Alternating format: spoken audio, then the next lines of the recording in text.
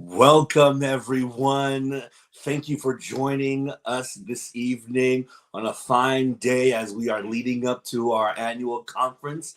It's the 10th conference. My name is Samuel Buissereth, and I am one of the marketing managers here at the National Alliance for the Advancement of Haitian Professionals. That's right, NAAHP.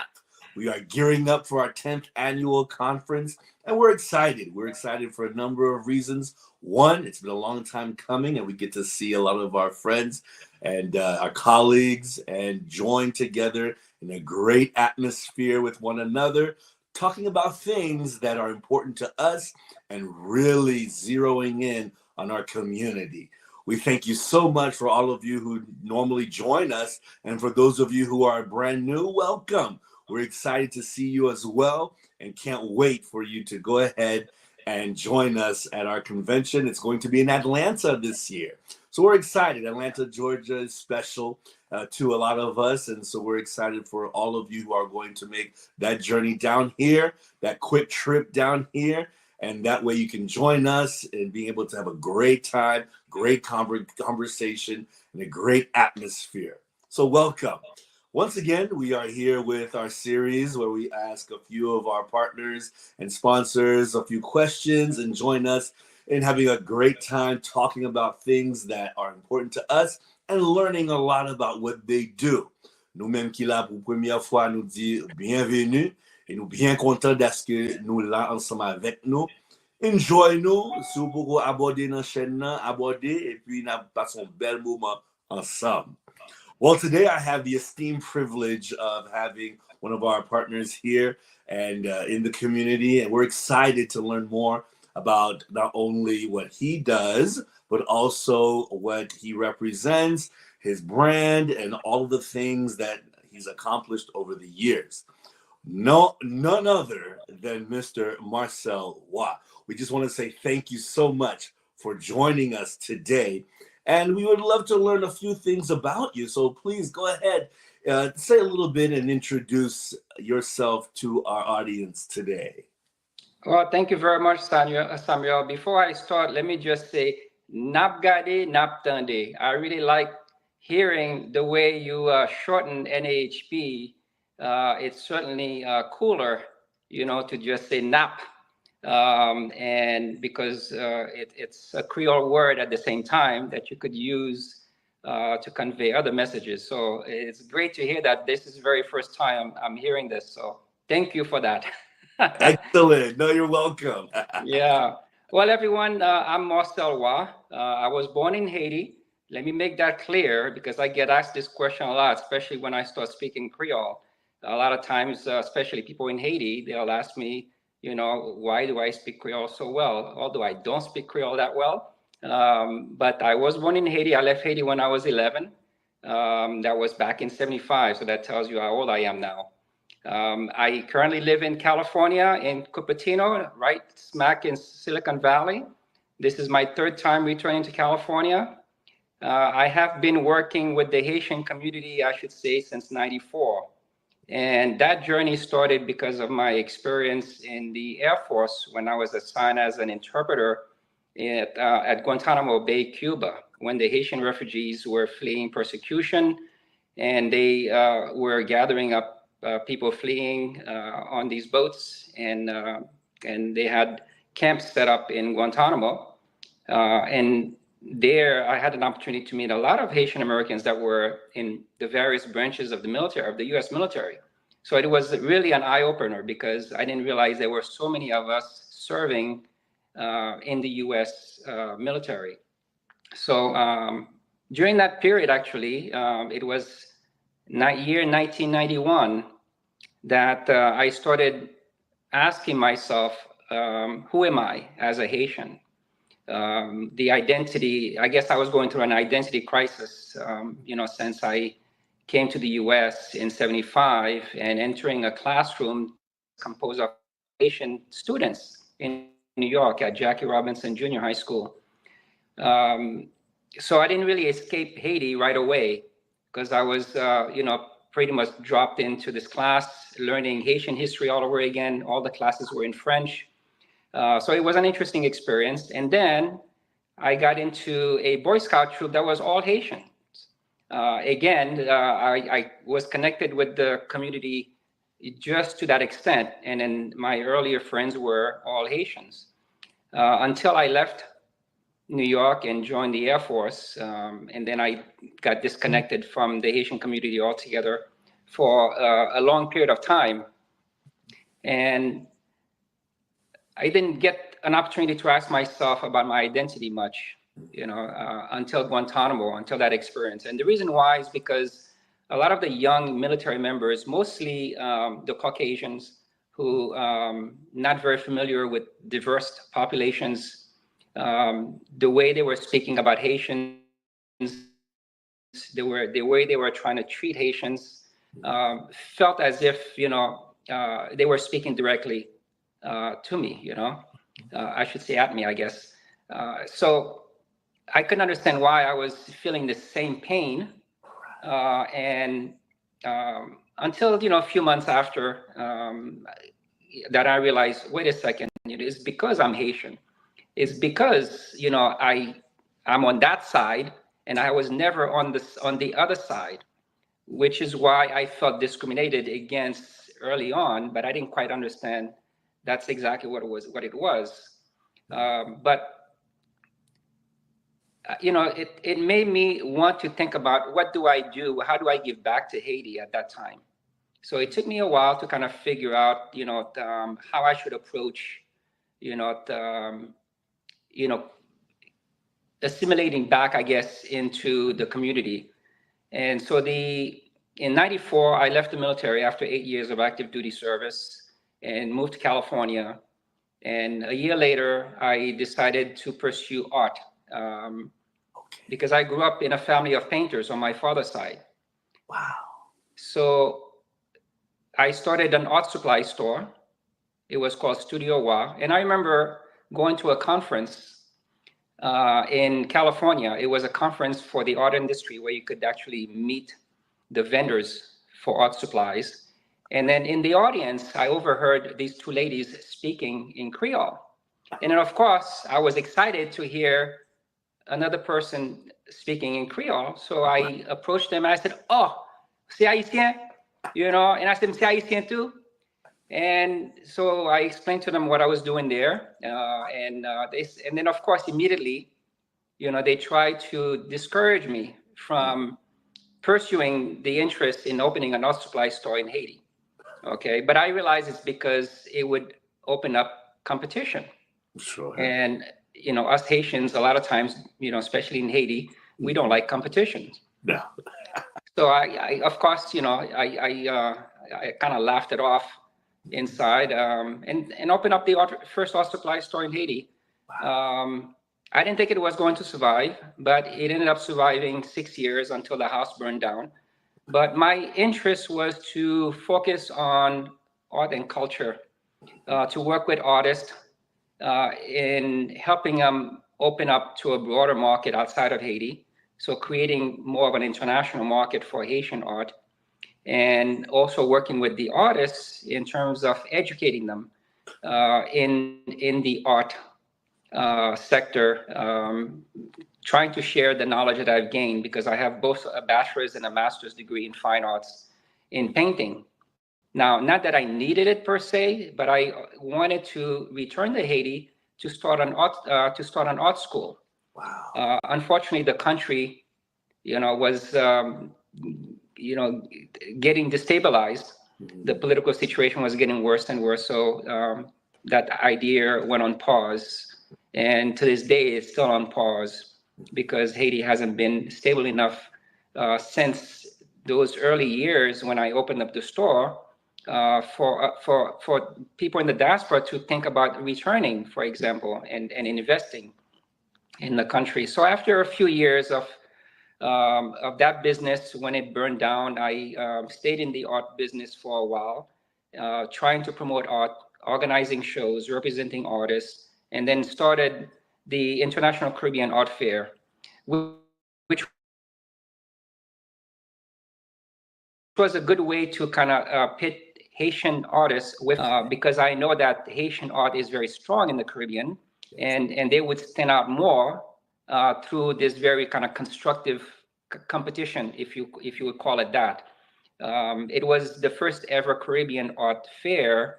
Other fairs would include mostly Latin American art, and then they would throw in Caribbean art in the mix. So this was the first fair that was totally all Caribbean. And it was a big success the first year. The second year, unfortunately, it happened right during the economic meltdown in 2008. Mm-hmm. So that business went under. And then eventually I moved to Moldova, where I met my wife. Wow. But I've been going to Moldova for 21 years. So I met her 21 years ago. But that year when I went, a few years later, we ended up marrying finally. But Moldova, what drew me to Moldova is because a friend of mine that I met in Haiti in '82, he's German. He was a good friend of my father's, and then we used to travel to different places together. And then he called me out of the blue one time, and he says, "You got to come to Moldova." And I didn't understand why. I said, first of all, I didn't even know where Moldova was at the time, so I had to look it up. And he said, it's like Haiti in Europe. Wow. That's how he described it. And I said, Haiti in Europe, really? Because he said, Moldova is considered the poorest country in Europe, and Haiti is considered the poorest country in the Western Hemisphere. And then you'll see, some interesting comparisons between the two countries. But when I visited, besides the countryside, and then of course, the fact that they speak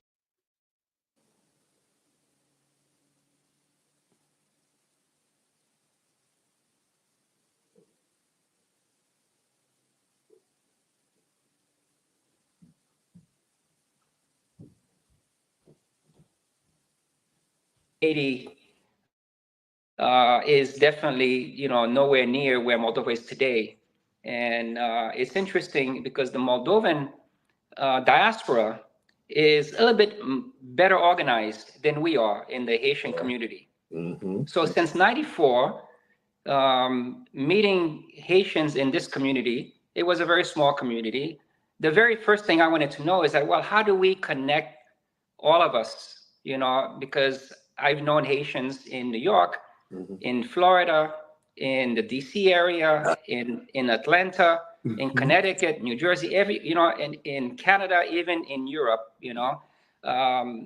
and from '94 up until today, it was always about how do we connect each other, with each other all around the world. Mm-hmm. And of course, you have tools like Facebook and you have LinkedIn, but it's not quite the same, right? Because how do you, to try to find where everybody is, and then also to kind of share things between ourselves, it's not easy. No. So the idea came to mind, but I was not in the technology sector at the time. Mm-hmm. So I didn't even think about social networking back then. And this was way before Facebook, right? So if I was in the tech sector, maybe I would have had the first social network, I guess. I don't know. But that idea stayed with me. And after the earthquake, a group of us started the diaspora group. And the idea was to invest together as a diaspora community because things were, moving very fast, and people were very hopeful at the time that, this was the time that we can go back and invest in the country. So the motivation was there from both people in Haiti and also in the diaspora. So we started traveling to Haiti, meeting with different people, and looking at opportunities. And there are plenty of opportunities in Haiti. Yes. The problem is no one trusts each other. The people in Haiti don't trust people in the diaspora. The people in the diaspora don't trust people in Haiti. And it's a continuing problem. It's a plague, I should say. Mm-hmm. So that same group that we relaunched, we actually started the 11th Department.com back then, which was the social network platform, but it was more of a social platform for us to connect and share. But I wanted it to be a little bit more. So we actually started, different projects, and with the idea of, again, trying to get Haitians to invest together. And we did manage to bring a small number of people to invest in this agricultural project with this gentleman. Unfortunately, it did not work out. It was a huge failure because the person, stopped reporting and then stopped communicating. So it was a total financial loss. So the lesson I learned from that, though, was that, whatever we do, in the diaspora, if we're going to do something in Haiti, and if you don't have control there, meaning you don't have a trustworthy person on the ground, then you need to have financial control. Yeah. So as long as you have financial control, then you're okay. If the project fails, then the money is secured. If there's delays, then again, the money is secured. If the person leaves, you're fine. And then the investors are protected. Now, we know that there isn't really a justice system that, you can file lawsuits at, for example, if something happens, you're totally on your own. And the reason why we fail a lot of time is because we do things with so few people, right? It's usually a handful of people who says, what, hey, let's come together. And those are usually close friends or family members. Mm-hmm. But, we do things without really, without force, without enough influence. And so the little investments that we take the risk on our own without really understanding the landscape. A lot of these people who invest, who want to do things, for example, they haven't been in Haiti for a number of years. Some of them haven't been there for 10, 20, 30 years. But we speak as if we really understand Haiti. We don't, and that's the first realization, is that we don't really understand Haiti. I mean, I myself have been, communicating with Haitians on both sides of the water. Right. And I can't really say for certainty that I understand Haiti. Even though I was born there, but things have changed so much. Yes. The culture has changed so much also. The mentality of people have changed. So it's really, and then of course now with technology, with so much information, how do you weigh the facts, right? What's facts or what's fiction. Right. So that's the other issue that we have, is that we don't know who to trust in terms of information. So we usually rely on friends that we have in the country or family members that still live there. But then even then, some of that information may be biased still, right? Because it could be one side of the story.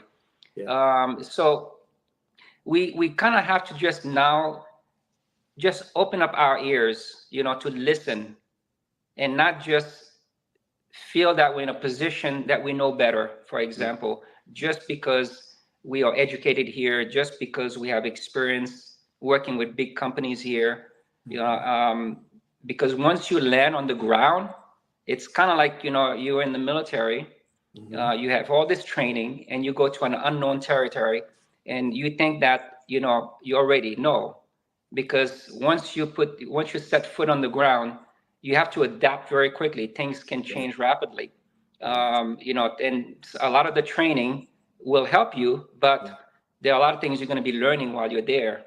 And it's a continuing learning process. So we kind of have to enter with that mindset, when we want to do something with Haiti, that we don't know it all. We know a lot, but there are things that we don't know, and we could learn from the person that has no education, for example.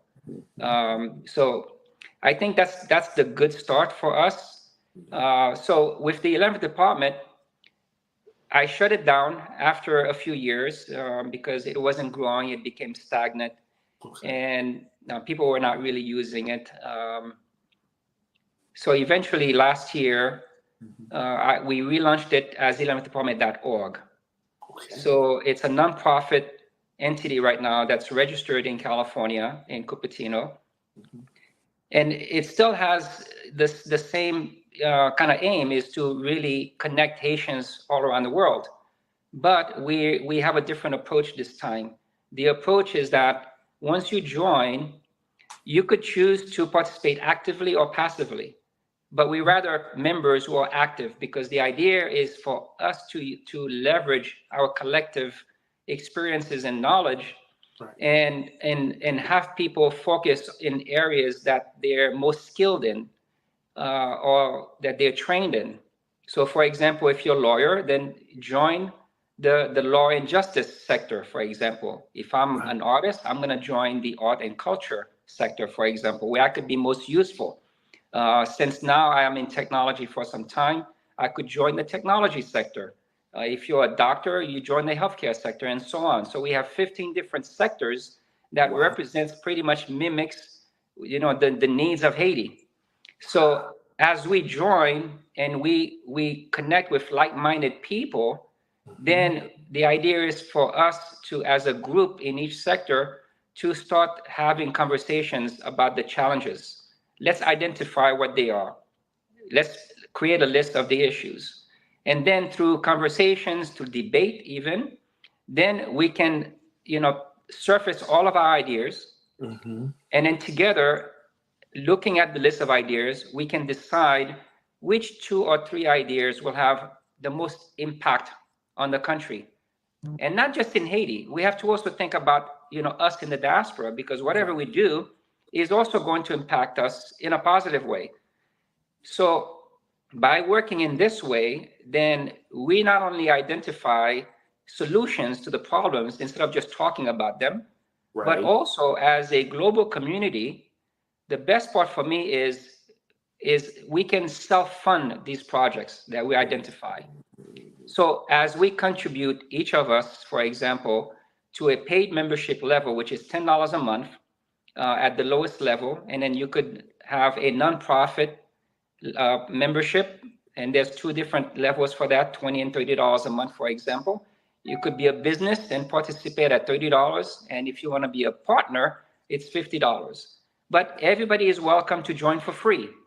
But the idea is not to stay a free member. The idea is for us to upgrade to a $10 a month membership, that 70% of that money goes to supporting the projects that we decide to work on.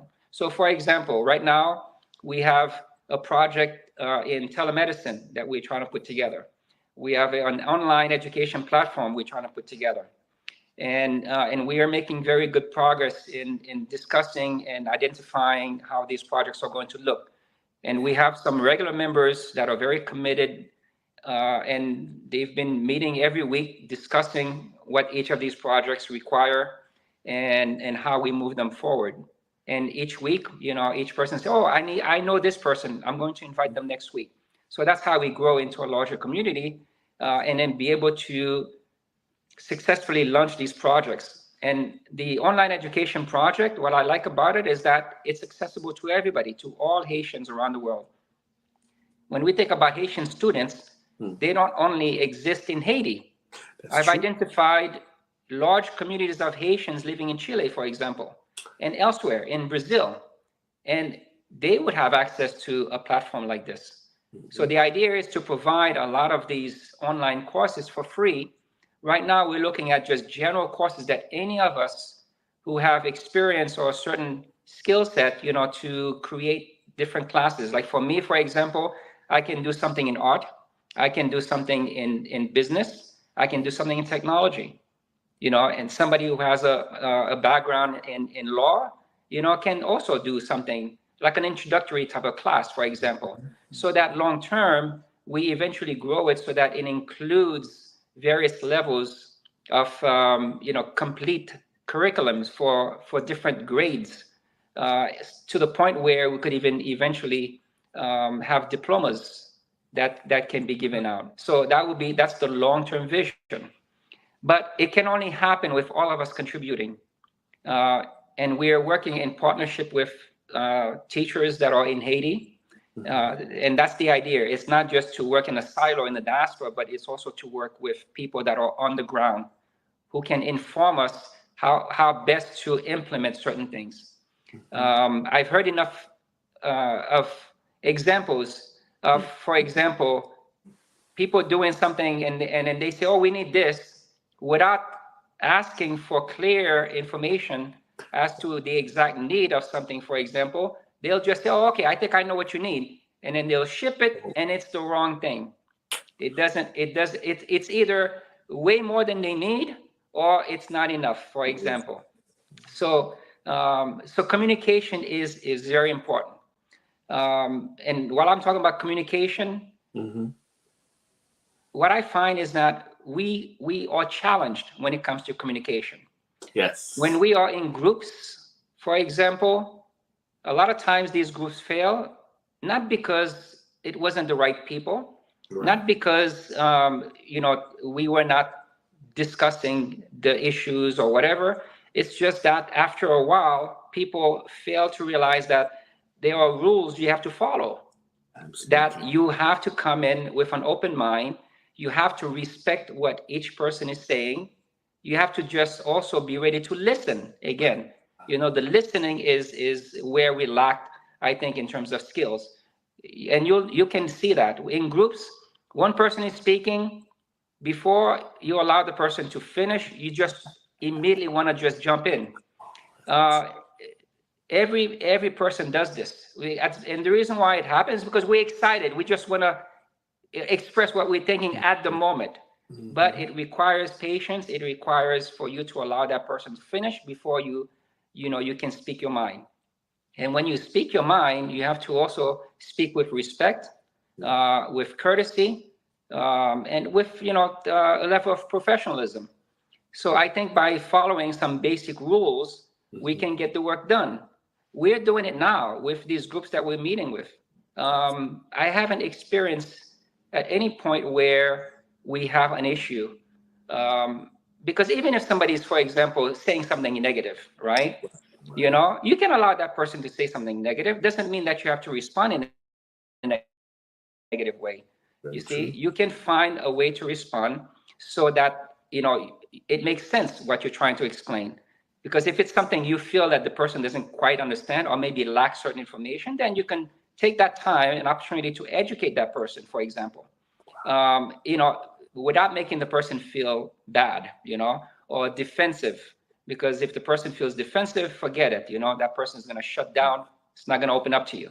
Nope. So the 11th department, is there because a few people have pushed me to continue it, because I almost shut it down, literally about 2 months ago, because I didn't think there was enough interest. And I didn't want to waste my time again, because I've been working with different communities since 1994. Right. And I'm at a point in my life right now where I just launched a new venture called Lux Air, which is a transportation service providing company. And since it's a brand new venture, I was 100% focused until the 11th department. So, but I see now some movement. I think it's because of the strategy that we're employing right now, where we're trying to work with people also in Haiti directly. Okay. And we're trying to connect organizations, for example, like Haiti National Trust, who does environmental work. I mean, if you go to their website, you'll be amazed at what people are doing with very, very, very low, small resources, in terms of money, in terms of personnel, trying to protect the richness of our country. So, for example, Haiti National Trust have identified certain frog species that only exist in Haiti. Now, how many of us know this, right? Probably very few, and not too many. But they're doing amazing work.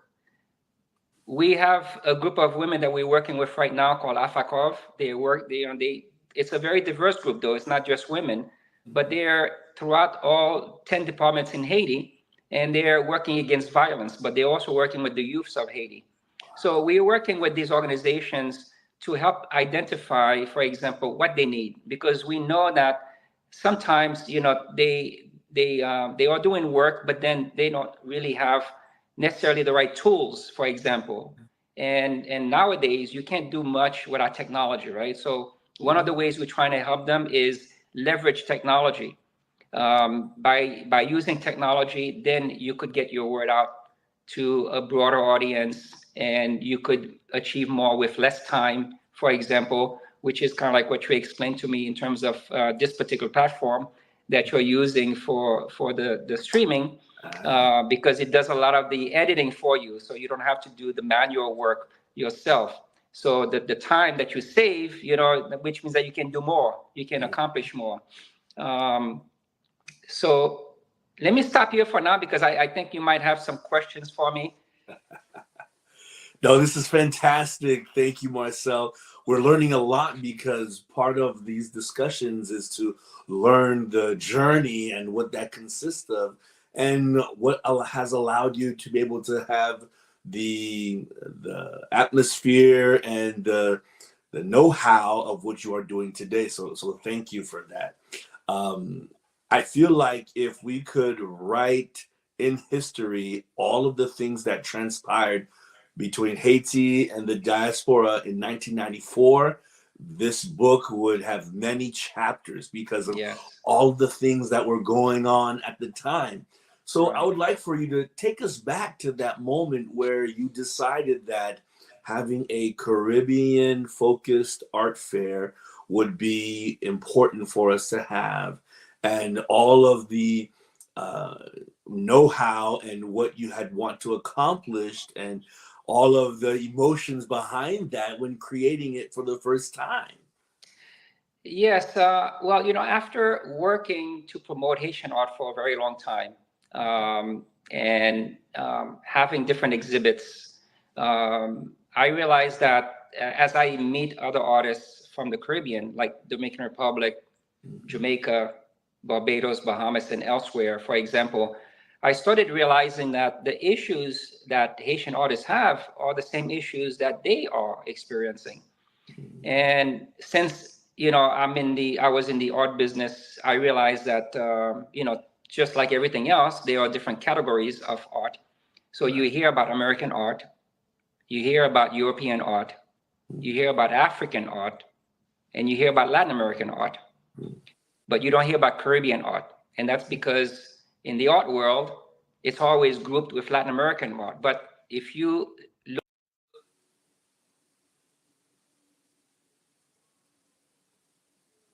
at the Caribbean itself is very diverse. Yes. Right? In terms of culture, language, etc., and expressions. Because you have, the African influence, you have the European influence, etc. So when you look at the variety that exists, artists from the Caribbean, even if they are in Martinique, for example, or the U.S., kind of Virgin Islands or British Virgin Islands, they all identify as Caribbean artists. So I realized that I wanted to create this category to make sure that the art world can see what Caribbean artists are creating. Wow. And that it is very advanced, modern, kind of contemporary work. It's not just the little landscapes, that they see, that they buy in the cruise ships that they go on, or when they visit a Caribbean island, the street type of art that they buy. I said, that is not Caribbean art, you have to look at the fine art. And unfortunately, what I realized is that also there aren't enough galleries in the Caribbean, enough fine art galleries, because most of the galleries, they'll bunch, for example, kind of regular, kind of commercial, what we call commercial art, what you buy in the street, right, for a few dollars or a few $100s, with fine art.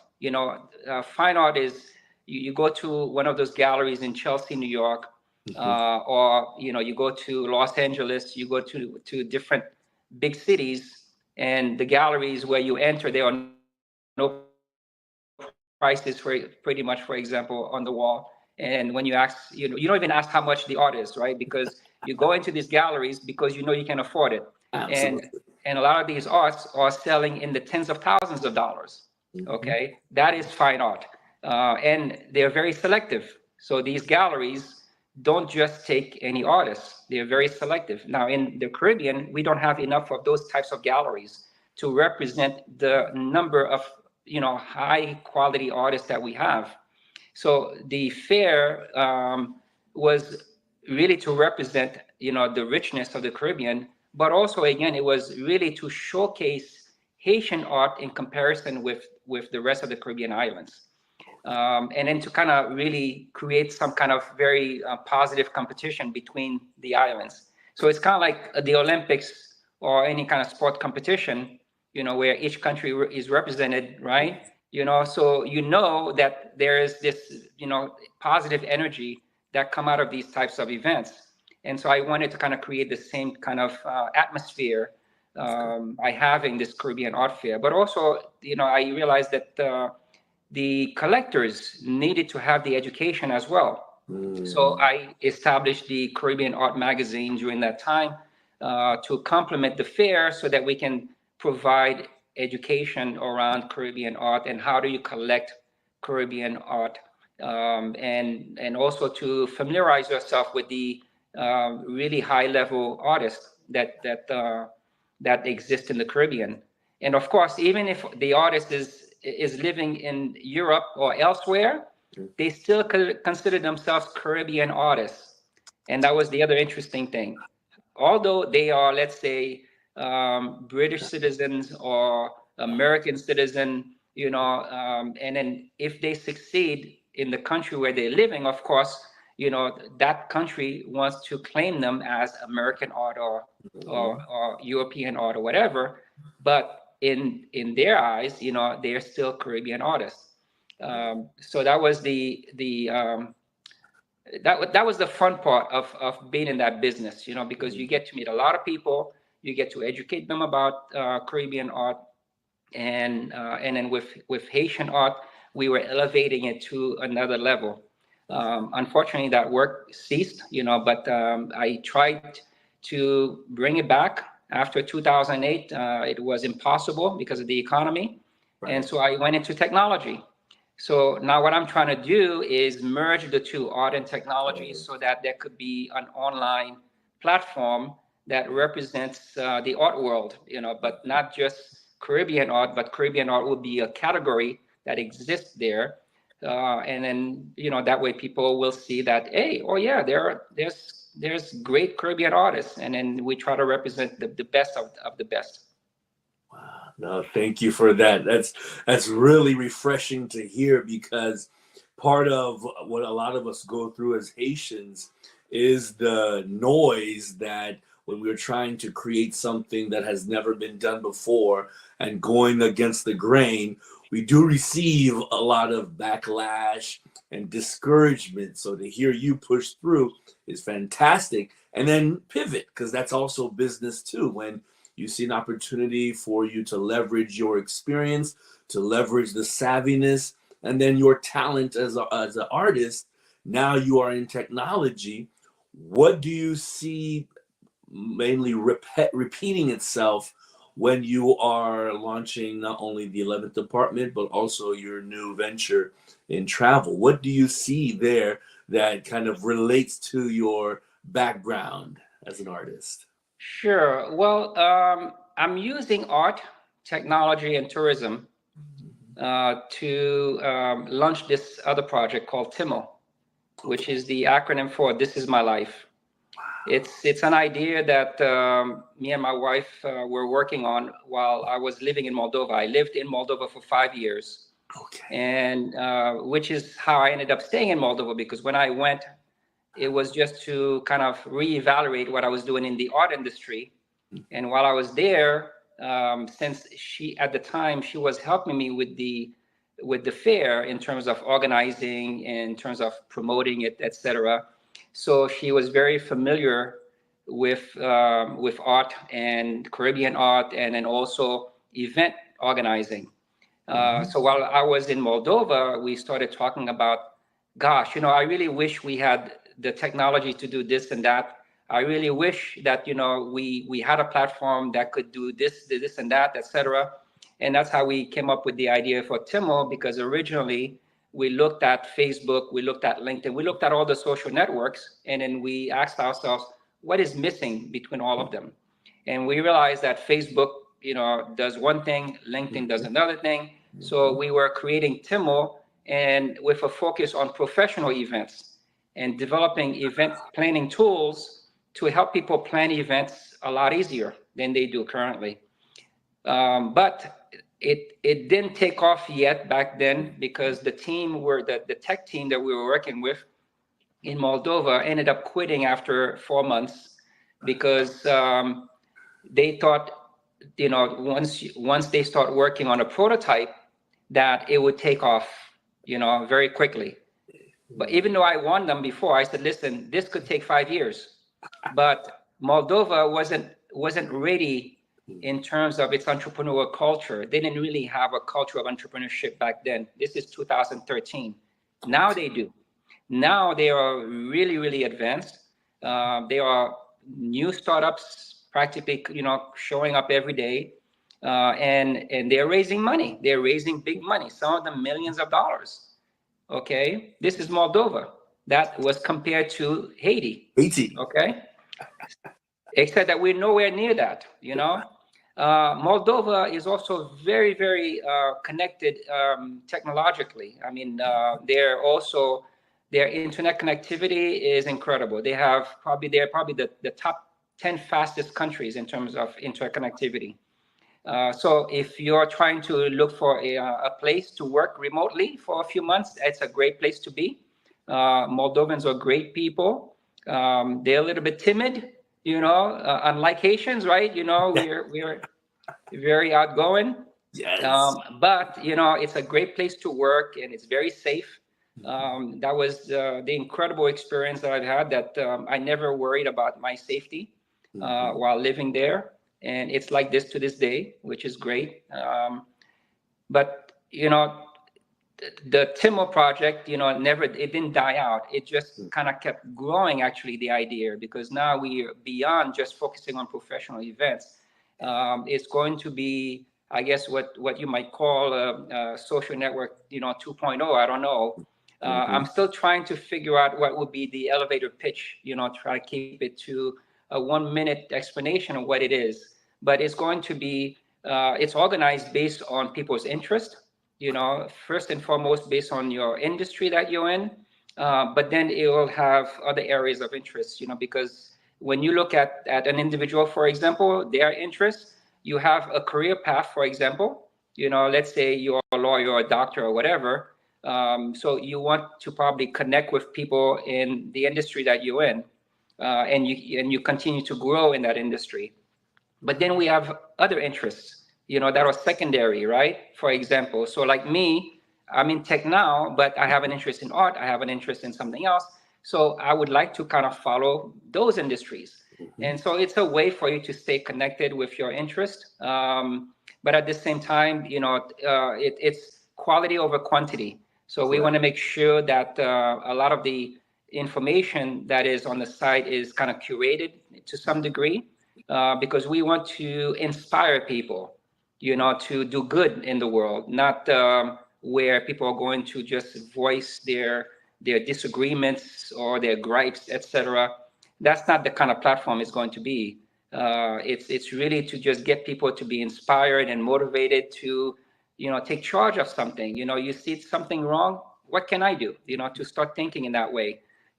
So that's what I'm working on. But in Moldova, believe it or not, we started the first tourism website in Moldova, because we wanted to promote travel to that country. And we created, actually, Google Maps. So we kind of created a map similar, even before Google Maps existed. It was a transportation map. So you could actually, because Moldova, in terms of transportation, is kind of like Haiti, where you have the tops, and you have taxi, and you have different types of, transportation services that you don't know where things go, right? You take a top, you don't know, okay, which way is this top going? So I remember when I opened up the store, my father would point either this way or something. He would do some gestures. And then I'm wondering, okay, what is this? What are you doing? So he was explaining to me, the drivers, if they see you signal a certain way, they know which direction you want to go, and they'll either stop or not stop, right? So it was the same thing in Moldova, that if you didn't know the buses, to take, you basically would have to ask someone.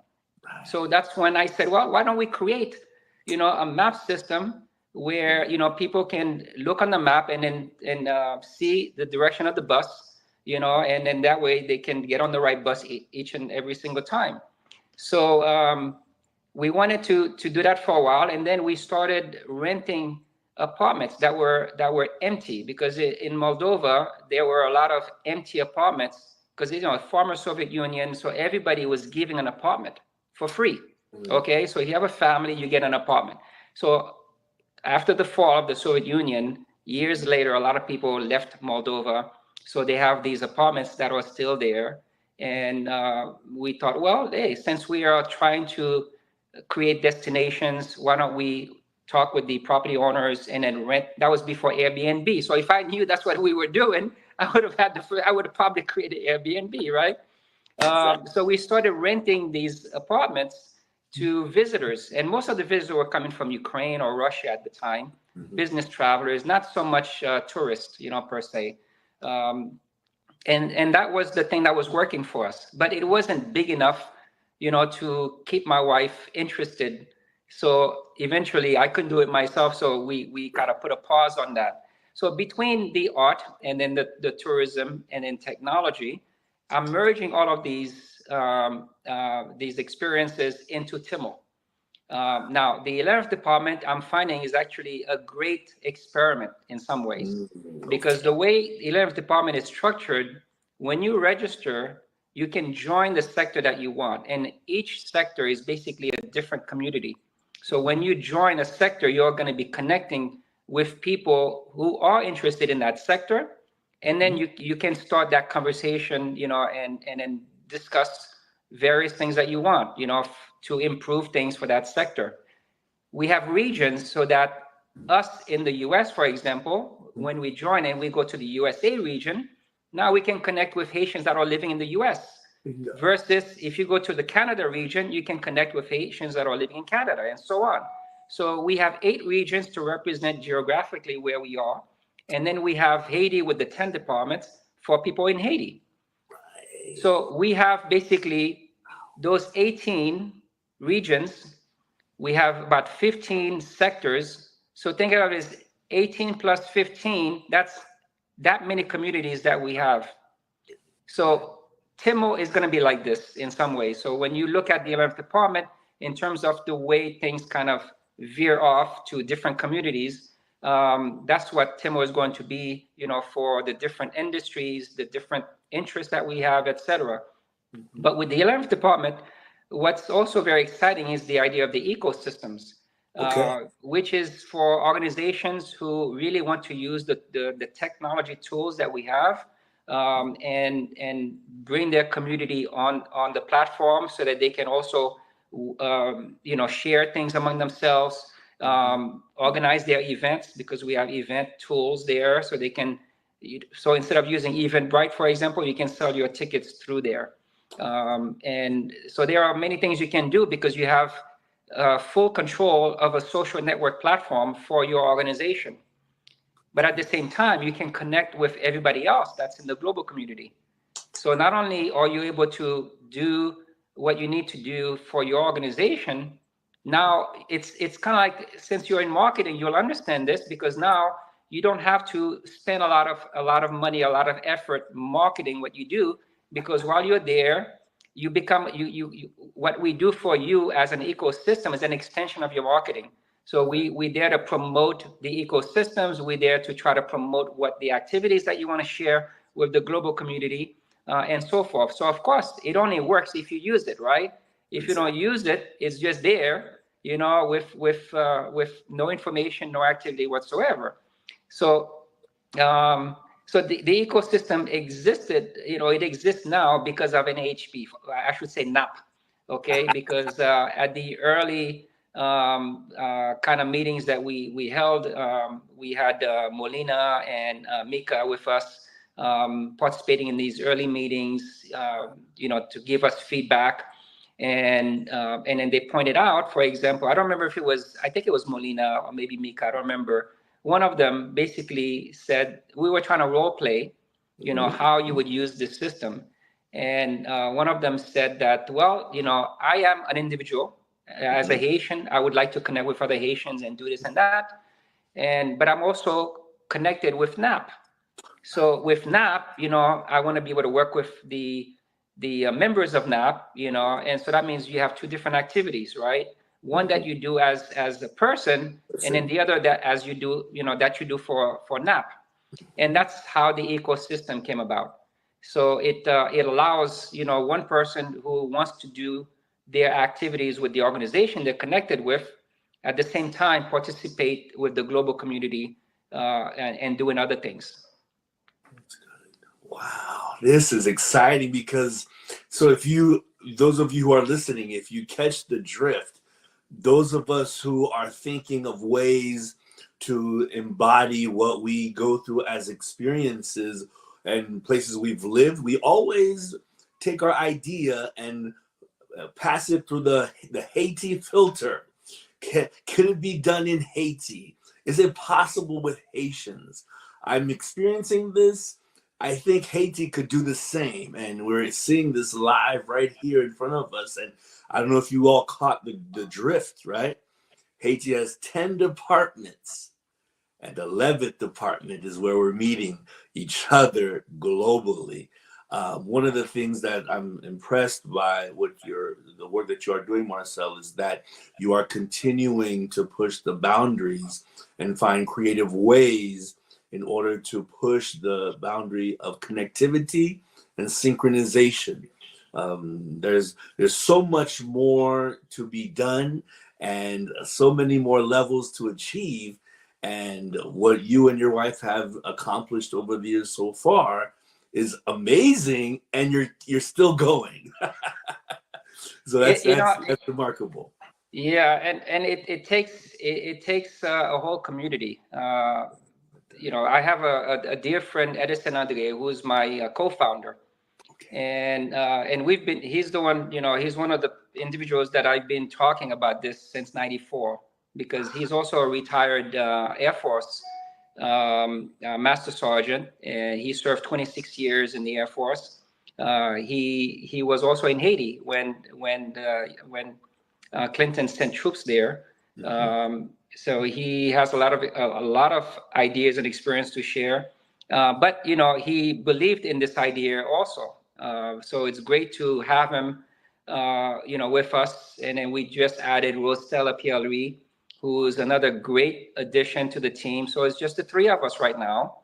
Although, with the work that I do on the platform, I have to use some developers sometimes, and so there's cost maintenance to the platform, which, eventually, hopefully, that contribution that I mentioned to you by each member, that 30% goes towards supporting the organization and the platform, because as the community grows, the needs of the platform are gonna grow, right? It's gonna get costlier.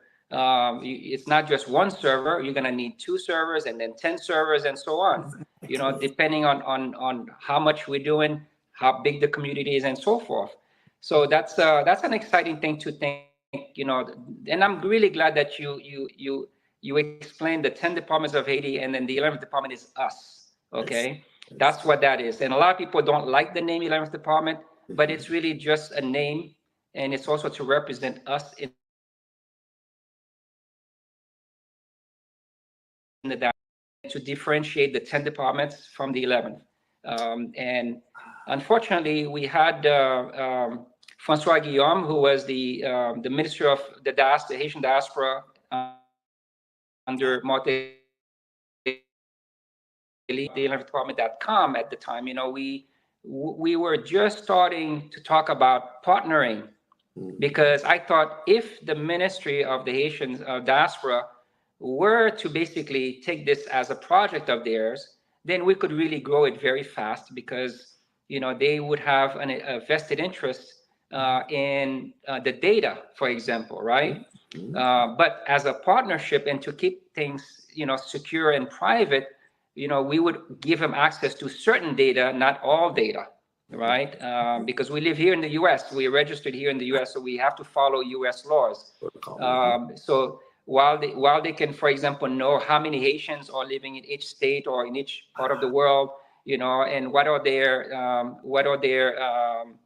their specialties, education level, etc. But we wouldn't be giving emails or phone numbers or addresses, things of that sort, for example. So We don't even ask people to share their addresses, or phone numbers. That's up to them if they want to do that. But they can keep these things private from their profile as well. So yeah, so I really invite all of us to really join and join us in the conversation. Now, Samuel, I don't know, how many times do you hear Haitians say we need to organize? At least 10 times a day. Okay, and I hear this from Haitians all over. Okay, Right. and I'm in different meetings all the time where they saying the same thing, but then I don't hear a solution. Bingo. Now, when I present the 11th department, you would think that people would just jump on board. It doesn't happen quite that fast. No, not at all.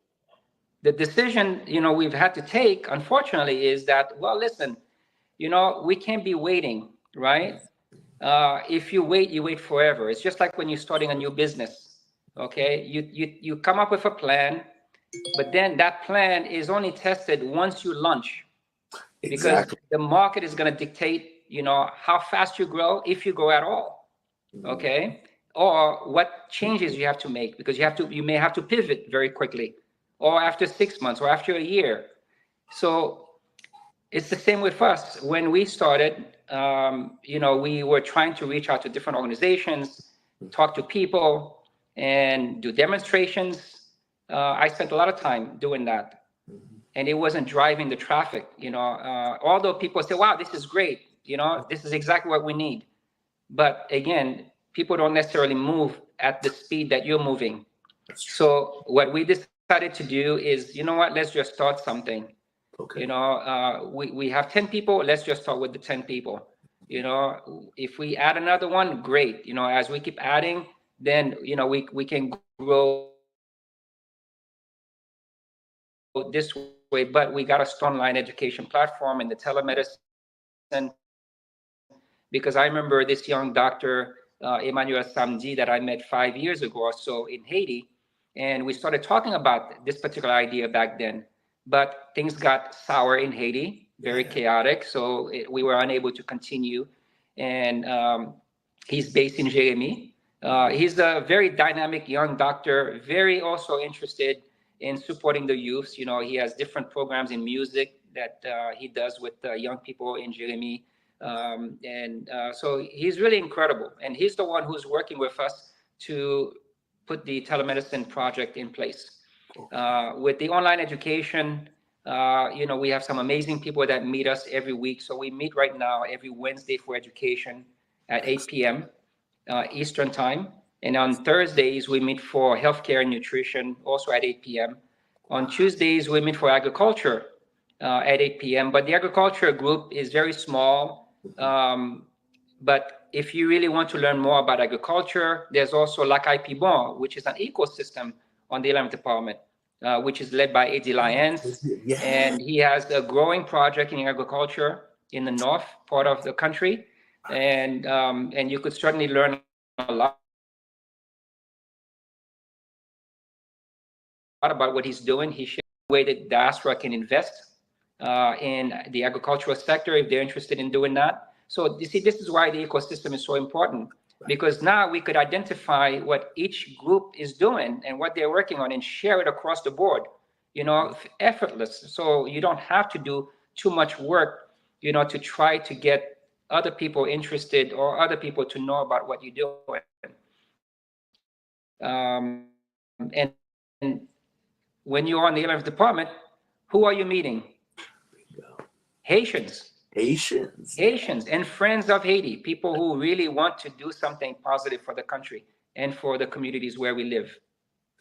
Oh, that's good. Oh, thank you so much for breaking that down, because I feel like it's important for the community to know exactly what's available, what's at their fingertips, and the framework that is there for them to be able to capitalize off of this knowledge. Can you imagine if we all show up and say, wow, this is adding value to what I'm trying to accomplish in Haiti. This is adding value to me as a Haitian. And I'm also connecting and networking with fellow Haitians across the globe. And I love what you said about Friends of Haiti as well, because we need them too. So I guess to really cement everything, one of the things that we want to make sure that we put emphasis on is that those of you who see that this is an amazing opportunity to jump on board, please go ahead and go to the website. I'm going to have Mr. Marcel give us all of the details as far as where to log on and how to contact the organization, and then just keep in touch to make sure that we stay ready and alert whenever there's a new venture and the launch of something new that they have to offer for us. So please do share that information. Sure. It's 11thdepartment.org. So it's 11th, and then department, you spell it out, department.org. And we actually have different domains. So in case you just type 11 department without the th, you can also get to the main platform. If you just type 11dept.org, you can also get to it, I believe. And there's a few more that we registered, even if you spell out 11 department. Love it. Love it. That's good. That's good. We appreciate you all as a community sponsor for our conference this year. We thank you so much for the unwavering support that you bring and the value that you bring. We just want to say thank you. Mr. Marcel, are there any last words that you'd like to share with the audience as we wrap up? Well, I guess I'm excited, and I'm looking forward to meeting everybody at the conference. It's been a few years since I haven't been to one of them because I was living outside the country for a while, and I'm really excited about the partnership with NAAHP. I think we have a lot of great things we can do together, and I'm really happy that NAAHP understands thing that we really need to get more people to believe in that, in partnerships, in collaboration, we could really live our motto, l'union fait la force. Without that, we were not going to get to where we need to be. And currently, in the crisis that we are living in, I should say the Haitian people in Haiti are living, because we're out here very comfortable still, we are safe, etc. But the crisis that the people are living day to day, if we don't pull ourselves together, we're not going to find the solution that we're looking for. And it's not going to come from the international community. It's going to come from Haitians coming together, because we have to basically reinvent Haiti from the ground up. We can't continue things, as they were. We have to basically look at every system and then break it down and then rebuild. So I just hope that, at the conference, all of us can be thinking in that way, that we leave with something that we can do. Not another conference where we come, we network, we talk, we hear beautiful words, but we actually take some kind of action. And that action could be, if you're not a member of NAAHP, become a member of NAAHP. I should say NAAHP, because I like NAAHP better. NAAHP. And if you're not registered on the 11th department, join the 11th department. Yes. If you are an organization, you want to leverage the technology and the communities all over the world, then become an ecosystem. Simple as that. Oh, that's awesome. Very well placed and put. You spoke well about that, and that's exactly what we need to hear to be able to motivate us and get things done and have a future to look forward to in Haiti and the diaspora across the globe. So thank you, Mr. Marcel. We appreciate all that you have contributed over the years, the innovation that you keep bringing to the table. You keep elevating us as Haitians globally. So we thank you and your wife for being able to do. And we want to say thank you to the 11th Department for spending time with us and learning more about what they do. and what they offer to the audience. So we thank you so much for that. And we want to remind everyone that we have our 10th annual conference here in Atlanta, Georgia on November 7th, 8th, and 9th. Go ahead and register, confirm your booking, take care of transportation and lodging. It's going to be a great time with one another. You'll be able to network and stay in touch and learn more about all things Haiti, not only here in the United States of America, but also in Haiti, where Lakai c'est Lakai. So thank you so much. We're signing off. Inapta nuna nap. Thank you.